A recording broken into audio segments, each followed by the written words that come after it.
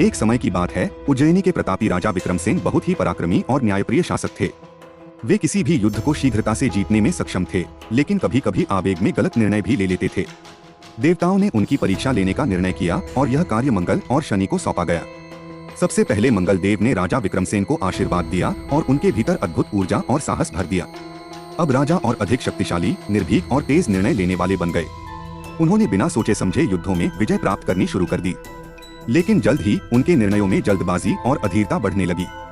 बिना सोच विचार किए लिए गए निर्णयों के कारण उनके कई प्रिय मित्र और सहयोगी नाराज हो गए। अब शनि देव ने अपना प्रभाव दिखाना शुरू किया। उन्होंने राजा विक्रमसेन को धीमी गति से कर्मों का फल देना शुरू किया। युद्धों में राजा की गति धीमी होने लगी, विरोधी शक्तियां संगठित होने लगी और जनता उनके निर्णयों पर प्रश्न उठाने लगी। राजा को हर निर्णय लेने से पहले बहुत सोचना पड़ता था। यह देख राजा परेशान हो गए और बोले, हे शनि देव, आपने मेरी गति और विजय को बाधित कर दिया। अब मैं पहले जैसा पराक्रमी राजा नहीं रहा। तब शनि देव मुस्कुराए और बोले, राजन, मंगल ने तुम्हें साहस और पराक्रम तो दिया, लेकिन अधीरता और जल्दबाजी भी दी। बिना सोचे समझे युद्ध जीतना ही सच्ची विजय नहीं होती।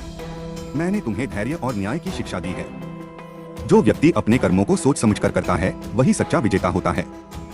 राजा विक्रमसेन को समझ आ गया कि केवल पराक्रम और शक्ति ही नहीं, बल्कि धैर्य और न्याय भी उतने ही आवश्यक हैं। उन्होंने मंगल और शनि दोनों की सीख को अपनाया और संतुलित शासक बन गए।